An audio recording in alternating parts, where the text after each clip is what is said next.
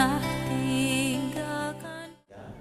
Mengajarkan hal-hal yang positif saja, termasuk positive thinking, menerima hal-hal yang baik. Sementara gereja atau jemaat tidak dipersiapkan untuk mau menerima, merelakan diri untuk menerima hal-hal yang negatif. Kenapa mesti begitu? Ya, karena kenyataan hidup ini, hidup tidak selamanya positif. Hidup tidak selamanya indah. Hidup itu bervariasi. Nah, kalau variasi itu diterima dengan rela hati, maka itu akan membentuk karakter kita dengan baik. Karena itu, tema firman Tuhan saya berikan, bertahan saat kita mengalami penolakan, pengkhianatan, termasuk kegagalan, kebangkrutan, ya, tidak penerimaan, rencana yang tidak terwujud, cita-cita yang tidak terwujud, doa-doa yang tidak terjawab, semua masuk dalam hal ini. Bagaimana kita bisa bertahan dalam situasi dan kondisi seperti itu? Sudah banyak korban jemaat yang tidak bisa menerima kenyataan. Kalau Anda pernah mendengar berita tentang sekeluarga bunuh diri, ada bapak yang bunuh diri, ada ibu yang bunuh diri, ya, mereka itu bukan orang biasa, tapi orang Kristen, orang yang telah menerima Yesus sebagai juru selamat. Kenapa bisa begitu? Ya tadi, akibat ketidaksiapan menerima hal-hal negatif di atas, nah orang-orang ini menjadi korban. Ya, korban. Salah satu alasannya adalah begini. Secara umum, manusia kan sudah disugesti atau sudah dimotivasi. Semua kaum atau para motivator berteori hidup ini harus berhasil, hidup ini harus indah, hidup ini harus diberkati, hidup ini harus berkaya, hidup ini harus sukses, dan seterusnya. Itu motivator. Dan motivator seperti itu tuh ada di mimbar gereja Tuhan, sehingga gereja-gereja pun mengajarkan yang hampir sama walaupun dengan bahasa yang berbeda. Akan Tuhan ada, maha kuasa, begitu kan orang Kristen ya. Karena dia maha kuasa, dia bisa menolong kita. Apa yang kita inginkan pasti Tuhan wujudkan. Apa yang kita doakan pasti Tuhan jawab. Kalau kita sakit, Tuhan pasti menyembuhkan, dan seterusnya. Saya bukan pesimis dan anti terhadap hal ini. Saya melihat kenyataan. Dalam perjalanan saya 40 tahun lebih, 44 tahun melayani Tuhan, melihat kenyataan kehidupan saya dan kehidupan jemaat itu berbeda. Secara umum orang-orang Kristen menganggap kalau sudah jadi Kristen, kita akan baik-baik saja. Kita akan selalu sehat, kalau sakit tuh akan cepat disembuhkan Tuhan. Kita akan diberkati walaupun kerja sedikit. Doa-doa kita akan dijawab karena Tuhan baik. Cita-cita kita akan terwujud. Kita akan dipuji orang karena kita akan jadi naik, jadi kepala bukan ekor, dan seterusnya. Kalimat itu akan diucapkan terus.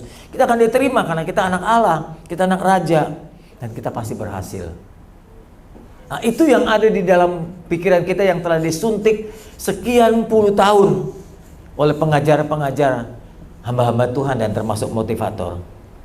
Namun ketika hal negatif terjadi, kita ditipu orang, kita dihianati orang, bahkan dihianati sahabat kita ditolak orang, bahkan penawaran kita pun ditolak, kita berusaha tapi gagal, ya, kita sakit tapi belum sembuh juga, sakit satu sembuh, datang sakit yang lain, dan seterusnya, kita nggak siap, akhirnya kita jadi patah, bisa terjadi juga kelumpuhan. Seorang ibu pernah mengutarakan pengalaman keluarganya. Ketika saya selesai khotbah di salah satu persekutuan, dia berkata, waktu itu suami saya kena kanker. Ketika kami ketahui sudah stadium 3, dia sayang banget dengan anak pertamanya. Dia punya 2 anak laki-laki, anak pertamanya sayang banget. Karena itu sang istri menempelkan anak kesayangan ini kepada ayahnya yang sedang menderita sakit, dengan tujuan supaya ayahnya dapat semangat hidup, bisa membantu kesembuhannya. Tapi pada kenyataannya anak ini melihat penderitaan papanya yang begitu sangat hebat. Karena orang kanker ya, menderitanya luar biasa. Anak itu mengalami dan akhirnya trauma secara diam-diam melihat penderitaan sang ayah. Akhirnya sang ayah meninggal. Meninggalnya sang ayah, anak ini makin kehilangan. Sekarang anak itu, waktu itu terjadi dia baru usia 13 tahun, sekarang sudah 26 tahun. tidak mau bekerja, tidak mau kuliah, tidak mau apa-apa, di dalam kamar saja. Laki-laki anak pertama. Diharapkan oleh keluarga itu sang anak akan menggantikan posisi ayahnya, tapi kenyataannya malah anak itu tidak bisa berbuat apa, lumpuh secara semangat. Tubuhnya berkembang, tapi semangatnya patah, tidak bertumbuh. Tidak mau buat apa-apa, dia merasa trauma melihat kehilangan ayahnya begitu. Ibu bapak kekasih, seringkali kita mungkin mengalami hal yang sama, sehingga anak kita menjadi lumpuh, bahkan diri kita sendiri lumpuh, karena kita tidak terbiasa menerima hal-hal yang jelek, yang negatif. Seorang ibu perancang terkenal jumpa dengan saya, dia telah menciptakan sebuah buku. Lepas dari cerita itu dia berkata, saya tanya bagaimana kabar anak-anak bu, saya bilang gitu ya. Kalau saya sebutkan namanya Anda sangat kenal, familiar sekali. Perancang ini berkata, kalau saya lihat anak saya yang pertama ini setelah berumah tangga malah ya, masalahnya banyak sekali. Sampai saya rasa sedih kalau melihat anak. Terus saya bilang sama Tuhan dalam doa, Tuhan boleh nggak saya ambil semua masalah anak saya yang menanggungnya. Saking begitu sayangnya sang ibu pada anaknya ini, dia berkata, Tuhan saya berdoa, biar saya ambil semua masalah anak saya dan saya tanggung diri saya. Kelihatannya permintaannya agung, kelihatannya begitu indah, kelihatannya begitu mengasihi sang ibu pada anaknya. Tapi ini buruk untuk perkembangan anak. Ibu bapak, pernah nggak saudara melihat hewan-hewan liar yang ada di jalanan, kucing, anjing gitu ya? Pernah saya melihat seseorang melepaskan anjing, seekor anjing, karena waktu dia bawa anjing itu ke perjalanan dari tempat temannya ke rumahnya itu muntah di jalan. Anjing itu bisa mabok juga, ternyata dia dibuka mobilnya, waduh muntahan anjingnya banyak. Mabok tuh anjing, muntah, jengkel tuh orang, dibuang anjing itu. Dibuang, sampai sekarang anjing itu tetap hidup. Saya masih lihat dia lalu lalang kalau malam hari, berbulu keriting warna putih, apa namanya itu? Anjing apa? Pudel, agak besar. Kenapa anjing ini bisa survive, masih hidup? Karena dia punya kemampuan untuk menerima kenyataan. Nggak ada yang ngasih makan, nggak bisa ngomong kalau aku lapar. Dia nggak datang kepada kereta untuk minta bubur. Dia nggak dapat kupon juga. Kan sini pekerja dapat kuponnya, enak juga ya. Nggak dapat kupon makan gratis. Anjing itu nggak bisa berbicara, tapi sampai sekarang anjing tetap hidup. Kalau anjing yang tidak bisa bicara, tidak bisa meminta, ya mencari mengais begitu rupa, masih bisa hidup, apalagi mestinya kita manusia jauh lebih cerdas, harus lebih bisa, harus lebih tough daripada binatang-binatang yang liar di jalanan itu. Anda yang punya anak kecil, kayak siapa? Ini satu. Siapa lagi yang punya anak kecil? Coba katakan punya anak kecil. Iya. Siapa lagi? Satu ketika anakmu pergi sekolah, lalu mau pakai sepatu. Saya juga punya cucu tuh satu. Kayak sepatu nggak bisa, waktunya sudah buru-buru. Nggak bisa ya. Apa yang Anda lakukan ketika anak kecil itu nggak bisa mengikatkan tali sepatunya? Bantuin. Sini, kungkung taliin. Sini kungkung iketin ini, papa bantuin. Ini mau bantuin. Bukan karena ingin mempercepat, tapi juga ingin mempermudah hidup anak itu. Ini malah justru tidak baik. Harusnya anak itu dibiasakan untuk mengikat tali sendiri. Mungkin awalnya diajarkan, tapi setelah itu dilepas, terus dilepas. Nggak bisa lagi, ajarin lagi perlahan. Jangan seluruhnya dibantu, diikatkan. Saya kasih contoh. Ini seorang anak, ayahnya sengaja berjalan dengan dia. Nggak tahu ini usia 1 tahun lebih kali ya, anak usia ini ya. Jalan bersama ayahnya, dituntun. Ayahnya sudah menyiapkan perintang. Sini tali, ini tali ini. Ini tali. Sengaja supaya anaknya nggak bisa lewat. Sang ayah dengan mudah saja meloncat atau melangkahkan kakinya meninggalkan tali ini. Pergi. anaknya tertinggal. Sang ayah tidak serta-merta, sini papa gendong. Orang papanya yang bikin rintangan kok. Papanya sengaja melatih sang anak ini untuk bisa melewati rintangan. Kedua, ayahnya tidak melangkah, menengok ke belakang begitu. Enggak, dia biarkan aja. Dia atau anaknya nggak sanggup, tapi dia biarkan. Dia jalan terus, sang anak menangis. Dengan menangis sang anak, nggak langsung serta-merta digendongnya, diangkatnya anak itu untuk melewati tali.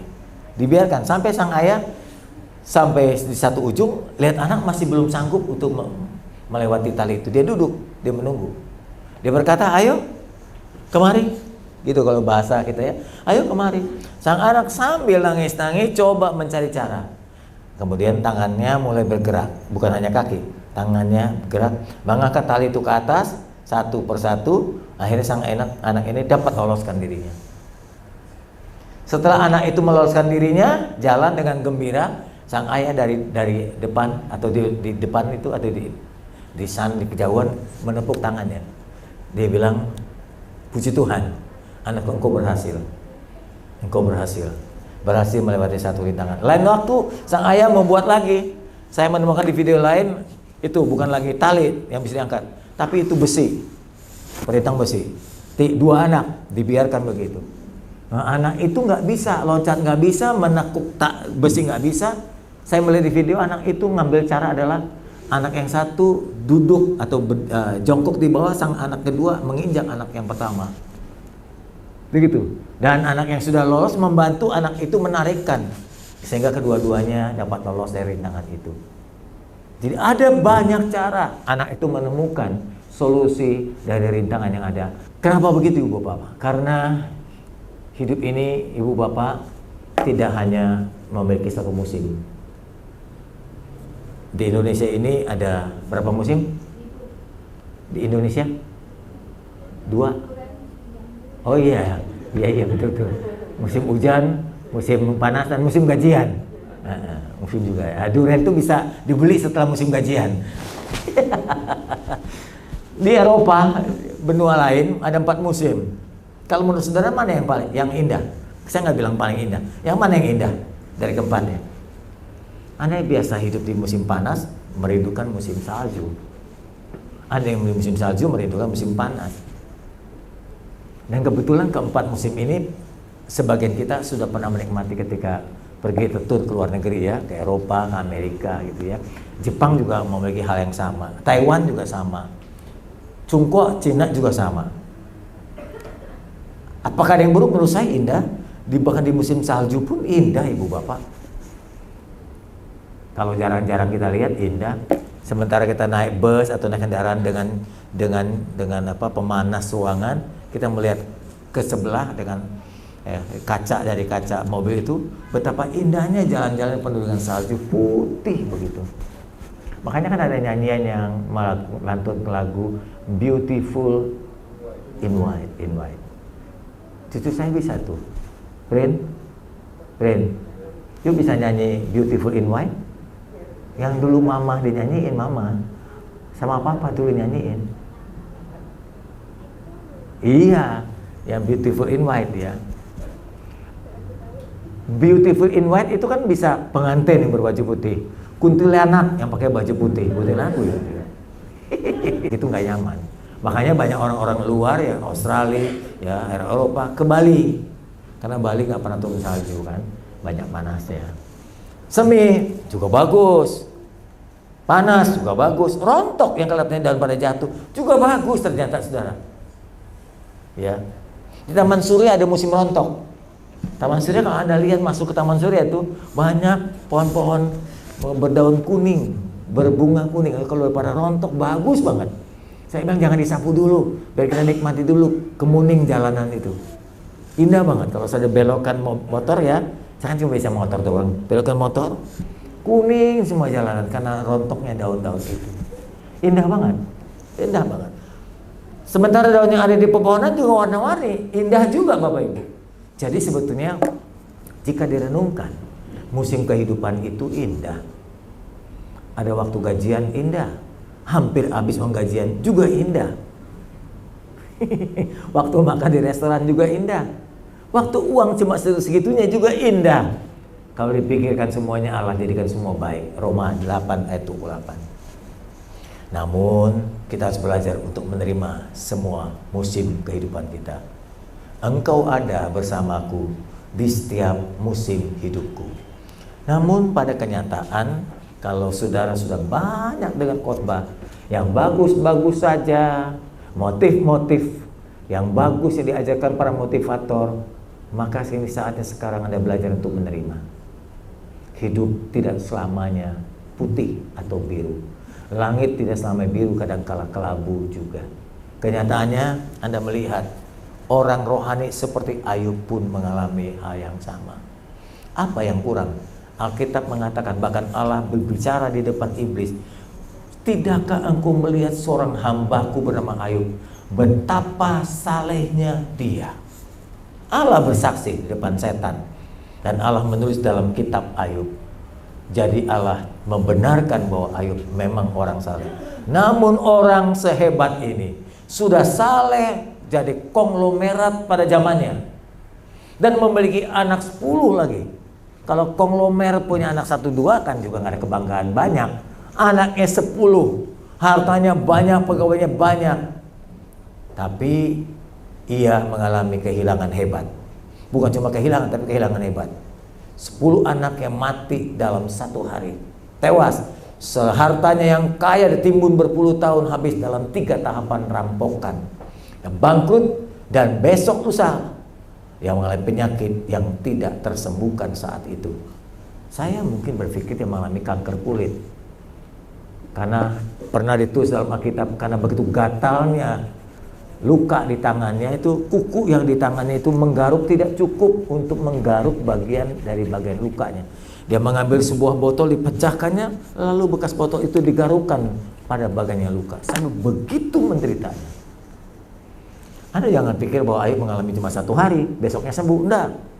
Saya pernah mendengar tafsiran mengatakan hampir 2 tahun lebih. Jadi beberapa tahun dia mengalami penyakit ini, istri sampai bosen ya. Istri kan gitu ya. Kalau suaminya baru gajian, produktif, menyenangkan ya ibu-ibu ya. Kalau suaminya bokeh, terus bawel, bangkrut, busuk, BB semua itu semua. Bangkrut, busuk, bau. Ya.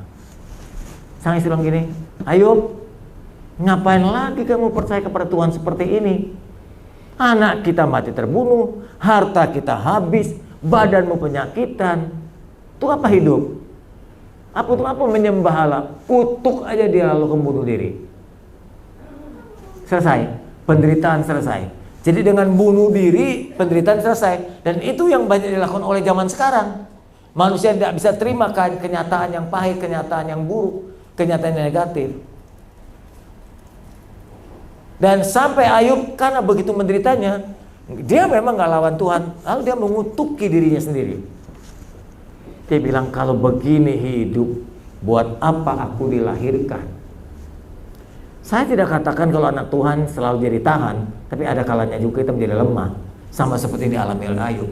Dia berkata, kalau begitu lebih baik aku gak pernah dilahirkan. Dia ungkapkan di dalam Ayub pasal 3 ayat 7, 10, 13, 16. Biarlah malam itu tak pernah ada yang melahirkan, tidak terdengar suara kegirangan, karena tidak ditutupnya kandungan ibuku, maka aku lahir, dan tidak disembunyikannya kesusahan dari mataku. Jikalau tidak, kalau kandungan ibuku ditutup, mataku tak melihat, aku sekarang berbaring dan tenang dalam kubur. Aku tertidur dan mendapat istirahat, enggak perlu menderita seperti ini bertahun-tahun. Atau mengapa aku tidak seperti anak gugur saja yang disembunyikan? Atau kalau bisa ibuku lahir tapi dalam keadaan gugur, aku tak bernyawa, seperti bayi yang tidak pernah melihat terang. Ibu bapak, Ayub sampai mengutuki hari kelahirannya karena penderitaannya seperti itu. Kalau ditanya dia kan apa yang dinikmati, udah banyak dia. Dia kaya, dia terkenal, dia saleh, dia disayang Tuhan, anak-anaknya banyak, semua berhasil. Tapi tiba-tiba satu peristiwa terjadi, habis semuanya. seorang laki-laki pernah berjalan di depan gereja kita waktu kita merintis di Mangga 2. Dia berjalan depan pintu, saya keluar. Saya bilang, Bapak mencari siapa? Dia nggak bicara, dia diam saja. Matanya menerawang, nggak ada pandangan. Dia ada di hadapan saya, tapi dia melihat saya. Saya tanya, dia nggak menjawab. Terus saya desak, akhirnya dia berkata, saya datang dari Medan, Pak. Saya mencari pendeta di mana. Ini bukankah ini gereja? Dia bilang, iya. Pendetanya ada di hadapan Bapak, saya bilang. Oh ya, tolong bantu doa saya, dia bilang. Saya lihat dia begitu kering, bibirnya kering. Saya ambil air dari kulkas, 2 botol diminum, habis. Ternyata dia tuh jalan. Dan dari Medan, ketika anaknya meninggal, dalam 3-4 hari 3 anaknya meninggal satu persatu.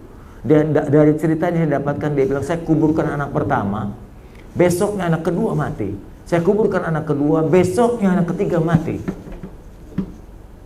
Anda tahu peristiwa Mita kan, yang penyanyi rohani itu? 2 kakak beradik meninggal kan dalam waktu berdekatan begitu. Dan ayah ini berdekatan, 3 anak yang meninggal, kayak nyelongso apa ya? Kayak nggak ada perasaan, jalan aja. Jadi waktu dia keluar dari rumah, orang rumahnya nggak tahu, karena orang rumahnya itu dalam keadaan berduka. Dia bilang dia jalan-jalan sampai ke pelabuhan di Medan, dia naik kapal, lalu duduk di satu tempat, dibiarkan naik kapal jalan sampai di Priuk, Tanjung Priuk. Dari Priuk dia jalan kaki terus sampai ke Mangga 2 di depan gereja kami. Kalau dia cerita seperti itu, waduh, saya bilang betapa beratnya Bapak mengalami kehilangan ini. Ada orang seperti itu memang. Seorang ayah atau ibu kalau kehilangan anak, betul-betul ada tekanannya sangat berat. Anda bisa bayangkan kalau Ayub sampai mengutuki hari kelahirannya, itu hal yang alami atau manusiawi sekali. Jangan Anda berpikir kalau udah Kristen lalu semua oke-oke aja, Ibu Bapak. Orang kedua adalah Yesus sendiri. Yesus apa yang kurang? Oh, bukan rohani lagi, dia sempurna. Tapi pun dia mengalami penolakan. Kita pikir kalau orang udah sempurna, semua akan kagumi dia. Kita pikir kalau orang udah hebat, semua orang akan percayakan dia. Enggak tentu. Belum tentu. Apa yang kurang dari Yesus? Hikmatnya luar biasa. Enggak pernah buat salah. Dia adalah Tuhan. Enggak ada dosanya. Apapun dia bisa dilakukan. Sama dia mau. Tapi tetap aja ada orang-orang yang menolaknya. Ada orang-orang yang mengkhianatinya. Bahkan orang mengkhianatinya adalah muridnya sendiri. Artinya dari gambaran ini bahwa menjadi Kristen tidak oke-oke, Ibu Bapak. Tidak selalu baik. Harus belajar menerima kenyataan. Waktu Yesus ada di Getsemani, Alkitab pernah menulis, dia bergumul begitu tertekan, depresi sekali. Waktu dia menghadapi banyak kenyataan, salah satunya adalah penyiksaan di kayu salib.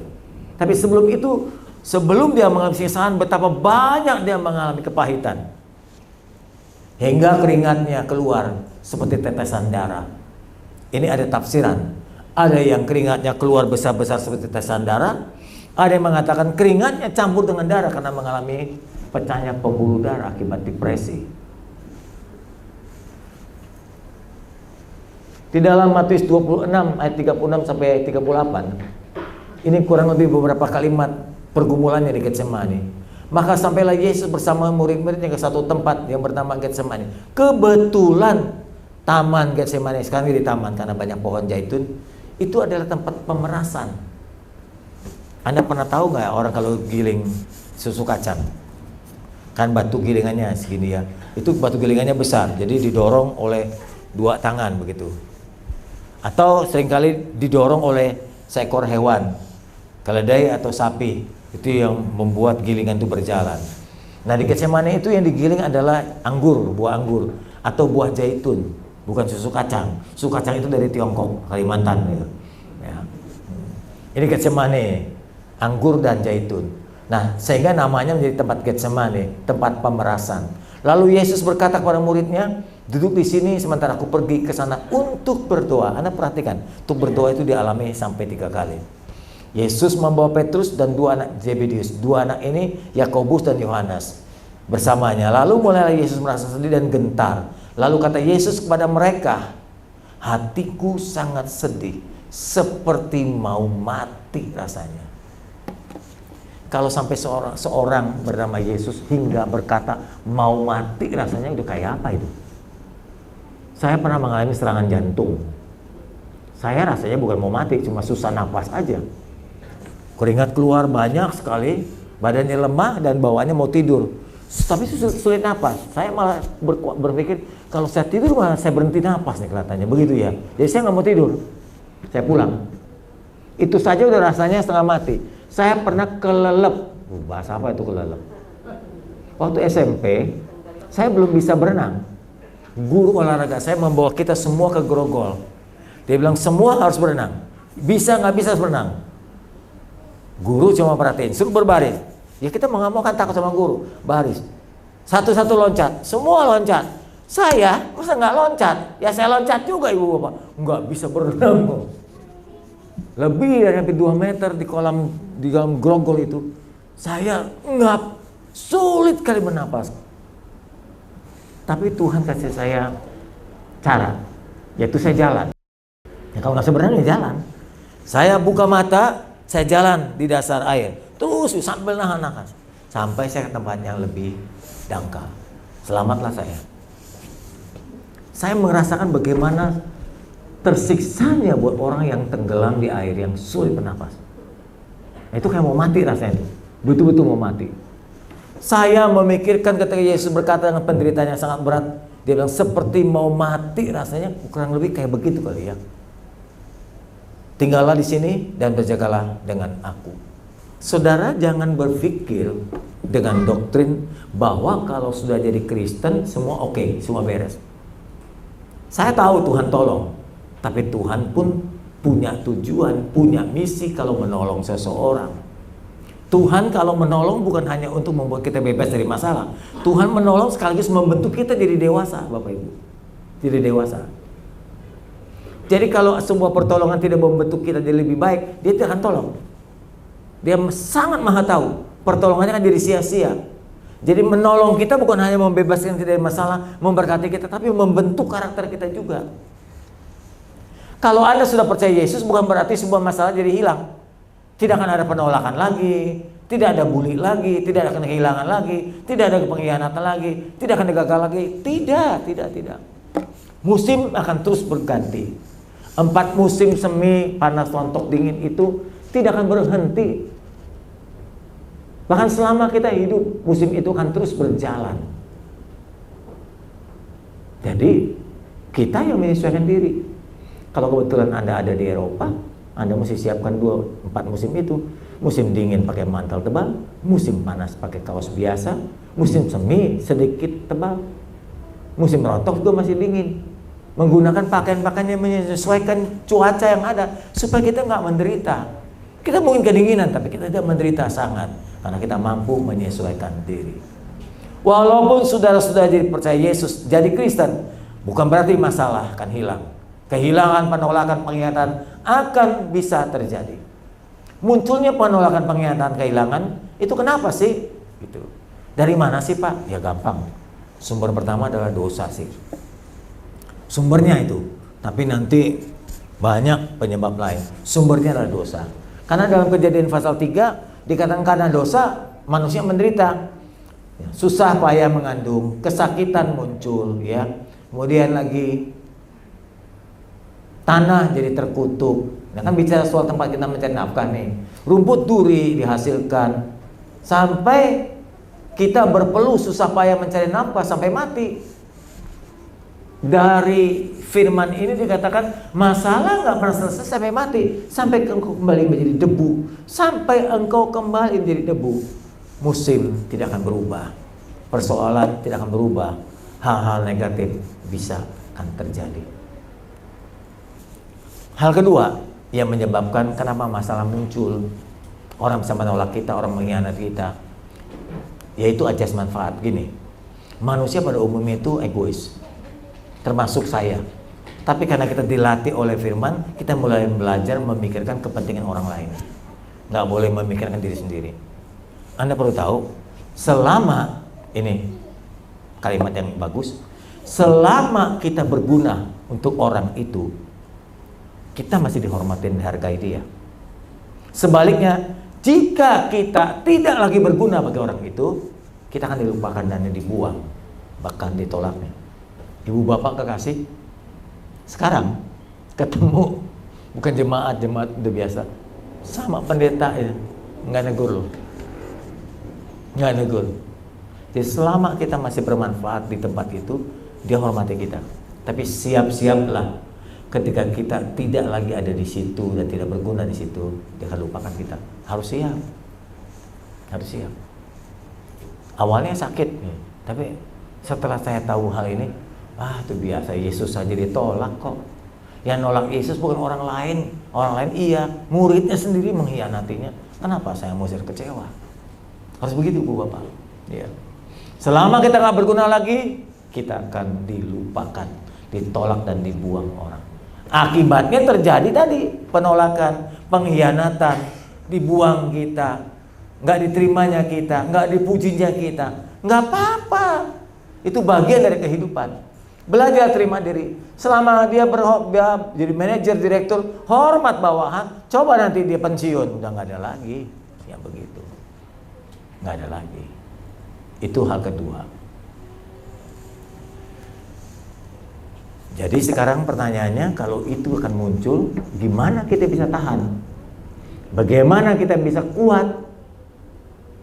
Anda kuat nggak kuat pasti terjadi. Kuat nggak kuat pasti alami. Nah, meski itu belajar kuat kalau begitu. Caranya adalah yang pertama, akui. Akui dan terima bahwa kenyataan itu akan terjadi. Akui dan terima, memang saya alami ini. Jangan bilang, wah ini mah hayalan, ini halusinasi. Ini nggak mungkin terjadi, ini cuma mimpi saya aja nih. Enggak, Anda mesti bangun dari tidur. Sadarlah hidup Anda tidak selalu positif. Ada hal negatif akan terjadi. Ditolak orang, dihianati orang, tidak disukai orang, tidak diperhitungkan lagi, boro-boro diterima, boro-boro dipuji diterima aja enggak. Lakukan dengan doa. Ketika masalah itu datang, bukan hanya terima, bukan cuma berbesar jiwa, tapi berdoa, minta kekuatan dari Tuhan.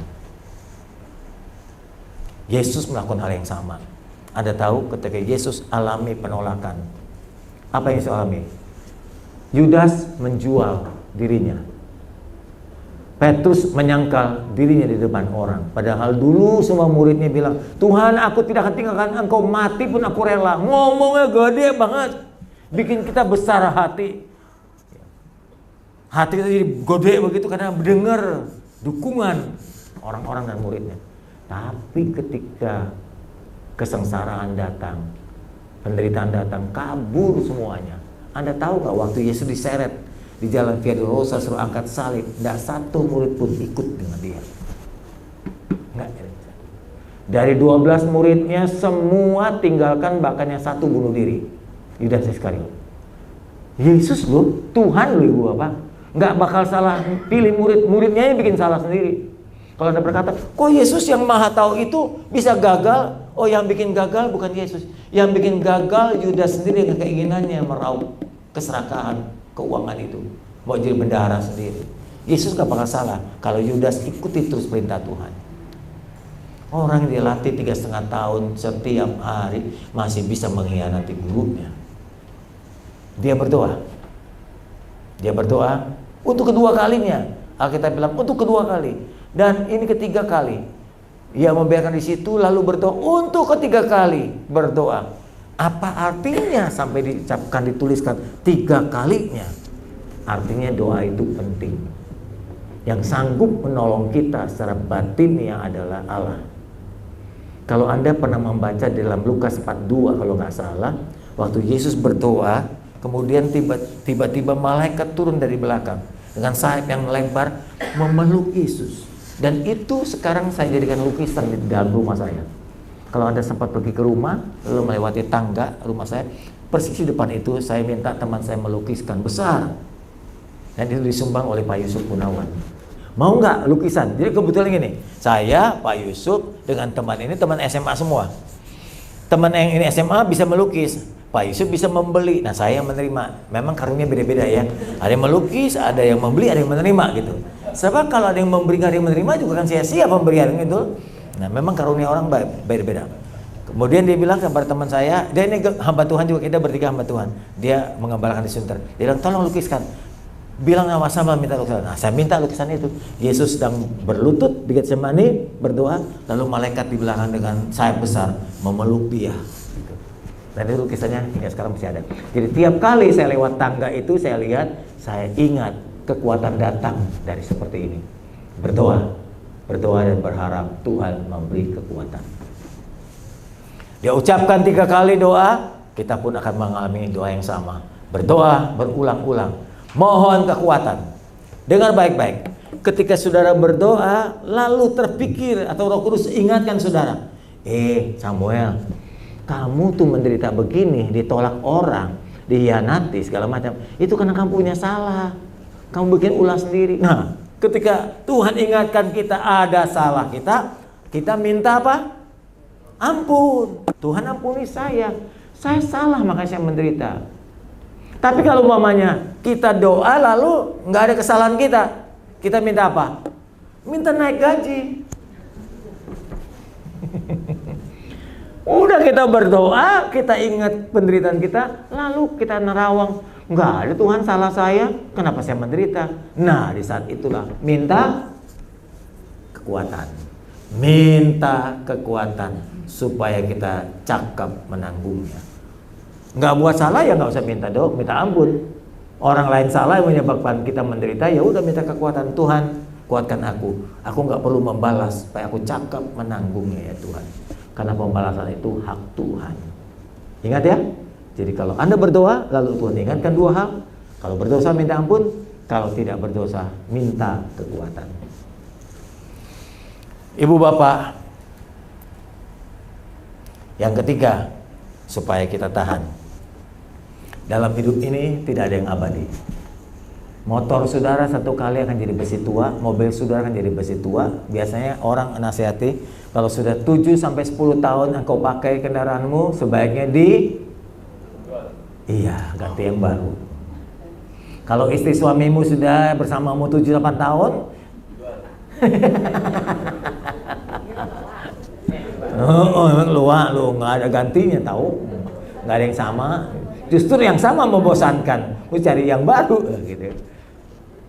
Lain dong, kendaraan sama pasangan beda lah, jangan disamakan.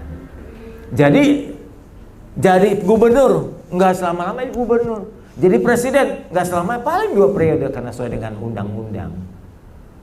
Jadi gembala juga sama, 1 kali mesti pensiun. Apapun yang Anda miliki dalam hidup ini tidak bisa selamanya kau miliki. Atau bahasa saya, jangan genggam milikmu erat-erat. Karena tidak selamanya yang kita miliki ini ada di tangan kita. Kita berkata, nggak bisa Pak, saya akan tahan, saya genggam kuat-kuat. Pasti nggak bisa merebut dari tangan saya. Masa sih? Suamimu, istrimu yang di sebelah itu 1 kali akan dipanggil Tuhan. Betul tidak? Oke. Mama, papa kita 1 kali akan dipanggil Tuhan. Betul juga. Orang tua kita 1 kali akan dipanggil Tuhan. Kita sayang mereka, tapi kita nggak boleh genggam kencang-kencang. Dalam hidup ini pasti ada satu situasi yang akan menarik milik kita.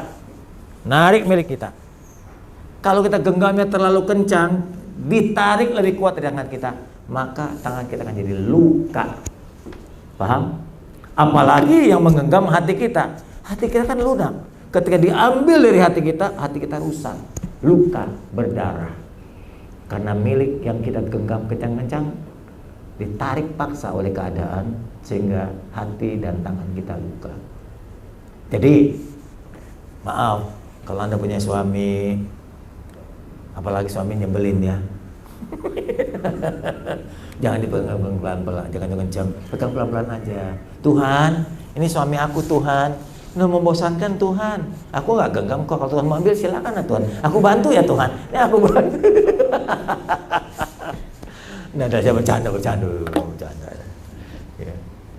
Jadi apapun yang Anda sayang, Anda cintai, Anda miliki, jangan genggam kencang-kencang. Ambil, kalau coba lihat, pegang kencang, ditarik, robek tangan saya. pegang perlahan, ditarik. Tuh, nggak apa-apa kan? Ngerti kan maksudnya? Semua yang kita perjuangkan dalam hidup kita miliki, genggamnya perlahan saja. Saya juga punya mobil, ya saya pegang pelan aja. Saya pernah punya motor hilang. Dulu saya genggam kencang sama baso-basonya. Anda pernah dengar cerita itu kan? Genggam terlalu kencang sampai sakit hati banget saya. Karena waktu itu saya kredit 12 bulan, baru 9 bulan kalau nggak salah. Kredit selesai, bulan ke-9. Hilangnya di depan gereja.